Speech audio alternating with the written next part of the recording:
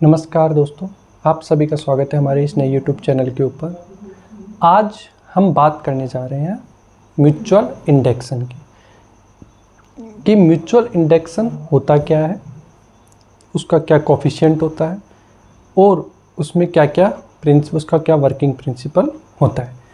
वही आपका mutual induction होता है। देखिए, म्यूचुअल इंडेक्सन कुछ नहीं है, आप दो कॉइल ले सकते हो, दो सोलेनॉइड ले सकते हो, एक सोलेनॉइड या एक कोइल कुछ भी ले सकते हो।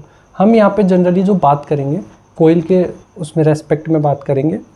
आप चाहो तो वहाँ पर सोलेनॉइड भी ले सकते हो, कोई दिक्कत वाली बात नहीं है।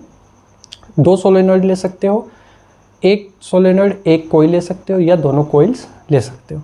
तो आज हमारा जो टॉपिक है आज का वो है म्यूचुअल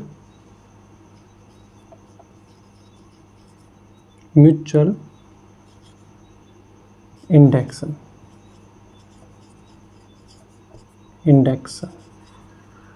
म्यूचुअल इंडेक्सन, इसको एक और थोड़ा सा, म्यूचुअल इंडेक्सन ये यू है। म्यूचुअल इंडेक्सन होता क्या है? कॉइल होती है एक आपकी, इसका कंस्ट्रक्शन कुछ इस तरीके से होगा।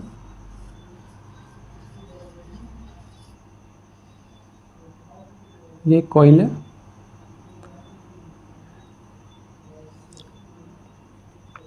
ठीक है। यहाँ से आपने इसको I1 करंट फ्लो करवाया, यहाँ आपकी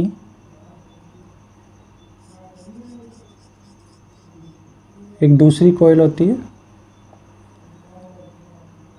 ठीक है। ये आपकी एक कॉइल हो गई, ये आपकी दूसरी कॉइल हो गई।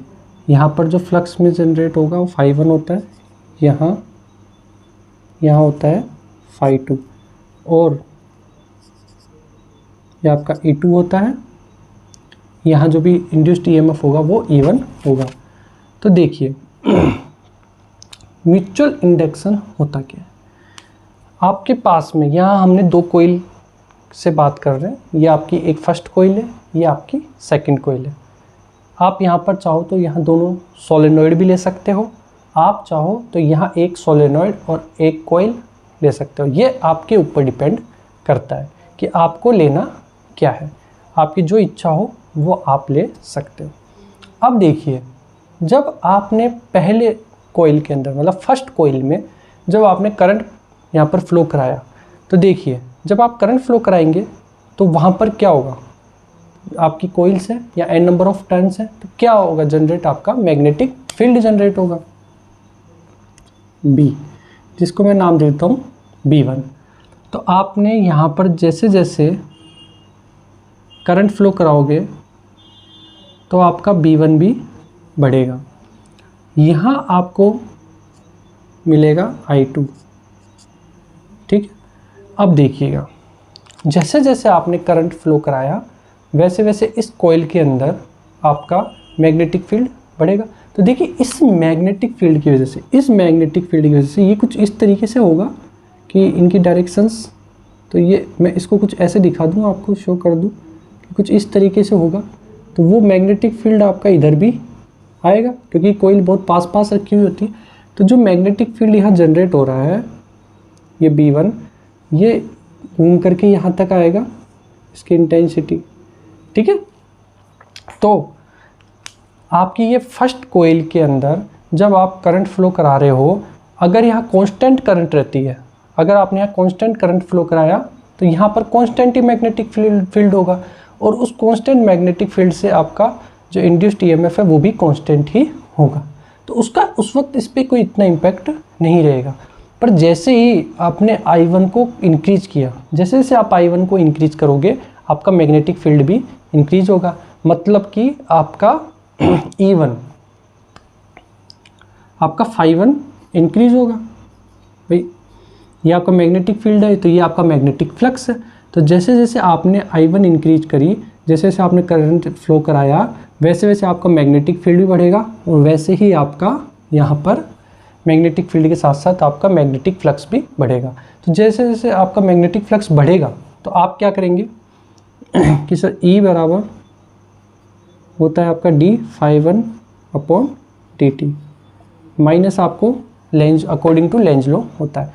अब देखिएगा कि जब आपने यहाँ पर करंट फ्लो कराया, करंट को इंक्रीज किया, यहाँ आपका मैग्नेटिक फ्लक्स भी इंक्रीज होगा।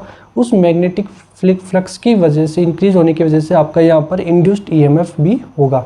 उस इंड्यूस्ड ईएमएफ की वजह से यहाँ आपके इस कॉइल में भी मैग्नेटिक फ्लक्स चेंज होगा, तो यहाँ आपका एक इंड्यूस्ड ईएमएफ होगा, मतलब आपका एक ईएमएफ प्रोड्यूस होगा, उसको आप इंड्यूस्ड ईएमएफ बोलेंगे। और जो करंट फ्लो होगी उसकी वजह से, तो आप उसको बोलेंगे इंड्यूस्ड करंट। तो कहने का मतलब ये है, म्यूचुअल इंडक्शन का मतलब आपने एक कॉइल के अंदर, मतलब फर्स्ट कॉइल के अंदर अगर आप करंट फ्लो कराते हैं, मैग्नेटिक फ्लक्स को चेंज करते हैं, तो इसकी वजह से आपकी जो दूसरी कॉइल है उसके अंदर भी आपका मैग्नेटिक फ्लक्स चेंज होगा और उसकी वजह से आपका यहाँ पर करंट प्रोड्यूस होगा, जिसको हम इंड्यूस्ड करंट बोलेंगे। और जो फ्लक्स जो यहाँ पर प्रोड्यूस होगा उसको हम इंड्यूस्ड ईएमएफ बोलेंगे। तो बहुत ही सिंपल सी बात है कि फर्स्ट कॉइल की अंदर फ्लक्स को चेंज करने से जो आपका इंड्यूस्ड जो ईएमएफ प्रोड्यूस होगा, उसकी वजह से आपका सेकंड के अंदर भी करंट प्रोड्यूस होता है, या आपका यहाँ पर भी ईएमएफ प्रोड्यूस हो जाता है। इस कॉइल की वजह से, इस कॉइल के अंदर जो, मतलब फर्स्ट कॉइल की वजह से आपके सेकंड कॉइल के अंदर करंट और ईएमएफ दोनों इंड्यूस्ड होंगे, मतलब प्रोड्यूस होंगे, जिसको हम इंड्यूस्ड ईएमएफ और करंट बोलते हैं। तो इनके बीच में एक रिलेशन को मतलब एक रिलेशन को डिफाइन करने के लिए हमने यहाँ पर एक कोफिशिएंट यूज किया। देखिए, एक बात है कि φ2 जो है आपका डायरेक्टली प्रोपोर्शनल टू होगा I1 के। ये बात सबको भी समझ में आ रही है कि जितना ज़्यादा आपका I1, क्योंकि ये φ2 आपका किस चीज़ पे डिपेंड कर रहा है, I1 पे, कि जितना ज़्यादा आपने यहाँ पर I1 को इंक्रीज किया तो आपका φ2 भी इंक्रीज होगा, तो आपका इंड्यूस्ड ईएमएफ और करंट यहाँ पर प्रोड्यूस हो जाएगा, तो इसको हम इंड्यूस्ड ईएमएफ और करंट बोलेंगे। अगर ये I1 को मैं डिक्रीज करूँगा, ठीक है, I1 डिक्रीज करूँगा, तो यहाँ पर जो मैग्नेटिक फ्लक्स जो जनरेट होगा वो भी डिक्रीज होगा, तो यहाँ पर फिर से चेंज ऑफ रेट होगा। चेंज ऑफ रेट होने की वजह से वापस यहाँ मेरा इंड्यूस्ड करंट और वोल्टेज प्रोड्यूस होगा, जिसको मैं इंड्यूस्ड ईएमएफ और करंट बोलता हूँ। तो आपने देखा कि सर जो यहाँ पर फ्लक्स जो जनरेट हो रहा है, सेकंड कॉइल के अंदर जो फ्लक्स जनरेट हो रहा है, वो आपके फर्स्ट कॉइल के अंदर कितना आपने करंट प्रोड्यूस कराया उस चीज़ पे डिपेंड करता है। तो मतलब आपका φ2 डिपेंड्स ऑन I1 जितना ज़्यादा इंक्रीज, φ2 इंक्रीज, I1 आपका डिक्रीज, φ2 डिक्रीज, ठीक है। मतलब आपने अगर यहाँ पर I1 को इंक्रीज किया तो आपका φ2 इंक्रीज हो जाएगा, I1 को आपने डिक्रीज किया तो आपका φ2 भी आपका डिक्रीज हो जाएगा। तो आपने कहा कि sir φ2 is directly proportional to I1 होता है, ठीक है। मैं φ2 बराबर, देखिए प्रोपोर्शनल है, मैं इसको हटाऊंगा तो MI1 मैं इसको लिख सकता हूँ, ये मेरा MI1 हो जाएगा।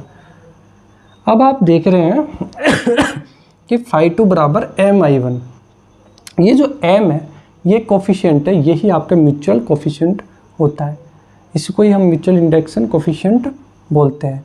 अब देखिएगा E बराबर होता है माइनस का d∅2 अपॉन dt, में ये लिख सकता हूँ, ये आपका E2 हो जाएगा। ये यहाँ जो प्रोड्यूस हुआ है कि कितना आपका प्रोड्यूस हुआ है इंड्यूस्ड ईएमएफ, उसकी वैल्यू आप निकाल सकते हो माइनस का d∅2 अपॉन dt, इसको आप बाहर रख सकते हो। तो E2 बराबर M तो देखिए कोफिशिएंट है, और di/dt में इसको कर सकता हूँ। तो आप बिल्कुल इस चीज़ को समझ गए कि सर हमने अगर फर्स्ट कॉइल के अंदर अगर यहाँ हमने करंट को वेरी किया तो विथ रेस्पेक्ट टू टाइम, तो आपका जो E2 है वो प्रोड्यूस हो जाएगा, और M जो है यहाँ पर म्यूचुअल कोफिशिएंट होता है, ठीक है। तो ये हर एक, देखो ये म्यूचुअल कोफिशिएंट होता है, ये हर आपकी कॉइल के लिए अलग अलग हो सकता है। क्यों होगा, देखिए I1 की वैल्यू आपको पता होगी, तो M बराबर φ2 अपॉन I1, φ2 कितना आप जनरेट कर रहे हो वो आप पता कर सकते हो, है ना। तो M बराबर φ2 अपॉन I1, दोनों वैल्यू पता होगी। तो हम यहाँ ये कह रहे हैं कि अगर आपने I1 की वैल्यू 1, मतलब अगर आप फर्स्ट कॉइल के अंदर 1 एम्पियर फ्लो कराते हो तो जितना भी फ्लक्स जनरेट होगा वही आपका म्यूचुअल इंडक्शन कोफिशिएंट होता है। तो वो कोफिशिएंट M की वैल्यू आप इस तरीके से निकाल सकते हो कि φ2 बराबर M इंटू I1 की वैल्यू अगर मैं 1 एम्पियर लेता हूँ तो जितना फ्लक्स जनरेट होगा सेकंड कॉइल में वो ही उसका mutual coefficient, mutual induction coefficient होता है। तो ये बिल्कुल क्लियर हो गई बात। एम की वैल्यू आप म्यूचुअल जो आपका कोफिशिएंट है, इंडक्शन कोफिशिएंट, उसकी वैल्यू आप इजीली निकाल सकते हो। इसको हम डिनोट करते हैं, इसकी जो एसआई की यूनिट होती है वो हेनरी होती है। ये आपको ध्यान रखना है। जो एम होता है इसको हम डिनोट करते हैं, इसको थोड़ा दूर लिख देता हूँ मैं। एम जो है इसको हम हेनरी की, अगर मैं बात करूँ कि सर म्यूचुअल इंडक्शन कोफिशिएंट कितना है, मैं कह दूँगा 5 हेनरी है। तो इसका मतलब हो गया ये इसकी यूनिट होती है, म्यूचुअल इंडक्शन कोफिशिएंट की यूनिट होती है आपकी हेनरी के अंदर। ठीक है, तो अगर मैं 5 हेनरी बोल रहा हूँ कि अगर मैं कह रहा हूँ कि म्यूचुअल इंडक्शन कोफिशिएंट 5 हेनरी है, तो आप समझ जाएंगे कि ये इसकी कोफिशिएंट, जैसे हम एम्पियर में करंट को मेज़र करते हैं वैसे ही हम इसको हेनरी में मेज़र करते हैं। और आप कहेंगे कि मैग्नेटिक फ्लक्स को कैसे मेज़र करेंगे, उसका होता है वेबर। तो वो आपको दोनों चीज़ें ध्यान रखनी है कि आपका जो मैग्नेटिक फ्लक्स होता है उसको हम मेज़र करते हैं वेबर के अंदर, और ये इसको हम म्यूचुअल इंडक्शन कोफिशिएंट को मेज़र करते हैं हम हेनरी के अंदर। तो बहुत ही सिंपल सी इसकी डेफिनेशन होगी कि फर्स्ट कोइल के अंदर हम जितना रेट ऑफ चेंज करेंगे करंट के अंदर, तो जितना उसका कोफिशिएंट से मल्टीप्लाई करने के बाद जितना जो इंड्यूस्ड ईएमएफ सेकंड कोइल का हम इजीली फाइंड आउट कर सकते हैं। तो कितना चेंज हो रहा है D I upon D T में, उसका ही सारा आप निकाल सकते हो इंड्यूस्ड ईएमएफ की फॉर्म में। तो क्लियर हो गया। इसका डेरिवेशन, छोटा सा डेरिवेशन है और बिल्कुल कुछ नहीं समझना।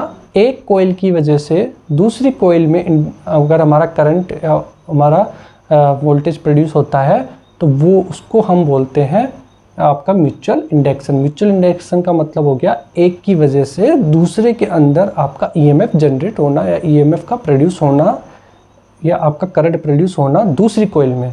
फर्स्ट कोइल की वजह से दूसरी कोइल के अंदर अगर आपका करंट प्रोड्यूस होता है या ईएमएफ प्रोड्यूस होता है, उसी को हम बोलते हैं म्यूचुअल इंडक्शन, जिसका कोफिशिएंट होता है हेनरी के अंदर। ठीक है, वैल्यू आप आराम से निकाल सकते हो 5/2/I1 करके, ये आपको गिवन होती है एग्जाम में, और आपको सिंपल di/dt करके और निकाल देना होता है। तो ये आपका होता है म्यूचुअल इंडक्शन। फर्स्ट कोइल की वजह से सेकंड कोइल के अंदर अगर आपका वोल्टेज या करंट प्रोड्यूस होता है, उसको, उस इफेक्ट को ही हम बोलते हैं म्यूचुअल इंडक्शन, और उसका कोफिशिएंट होता है, उसको हम मेज़र करते हैं हेनरी के अंदर। ये आपको बिल्कुल पता होना चाहिए। बहुत सिंपल सा टॉपिक था, ज़्यादा कुछ इसमें था नहीं। I1 की जो वैल्यू है वो आपके B1 पे, मतलब जैसे जैसे आप I1 मतलब कि जैसे जैसे इंक्रीज करते हैं I1, वैसे वैसे आपका यहाँ पर मैग्नेटिक फील्ड भी इंक्रीज होगा, कम करोगे तो डिक्रीज हो जाएगा। तो जितना ज़्यादा मैग्नेटिक फ्लक्स यहाँ जनरेट होगा उसकी वजह से यहाँ पर भी आपका मैग्नेटिक फ्लक्स में चेंज होगा, और उसकी वजह से जो आपका करंट प्रोड्यूस होगा उसको हम इंड्यूस्ड करंट या इंड्यूस्ड वोल्टेज बोलते हैं। माइनस आपका लेंज लॉ शो करता है। ठीक है, तो आई होप कि आपको ये वीडियो समझ में आ गया होगा। बहुत छोटा टॉपिक था, ज़्यादा बड़ा टॉपिक नहीं था, और बहुत ही अच्छा टॉपिक है क्योंकि इस पर न्यूमेरिकल्स ज़्यादा आते हैं। इस फॉर्मूले पे, ये फार्मूला आपको याद रखना है, इस फॉर्मूले के ऊपर डायरेक्टली न्यूमेरिकल आते हैं। तो आपको ये समझना था, बस इसमें कुछ भी नहीं है। पहली कोइल की वजह से जो रेट ऑफ मतलब फ्लक्स में जो चेंज हो रहा है, उसकी वजह से सेकंड कोइल में भी आपका इंड्यूस्ड ईएमएफ या आपका करंट, इंड्यूस्ड करंट मतलब करंट प्रोड्यूस होती है। उसी इफेक्ट को ही हम बोलते हैं म्यूचुअल इंडक्शन। ठीक है, तो इस तरीके से इसका कोफिशिएंट आप ध्यान रखना हेनरी में होता है, और इसका कोफिशिएंट को हम एम से डिनोट करते हैं। एम मतलब म्यूचुअल इंडक्शन कोफिशिएंट, जिसको हम हेनरी से डिनोट करते हैं। तो आई होप कि आपको वीडियो समझ में आया होगा। Thank you so much.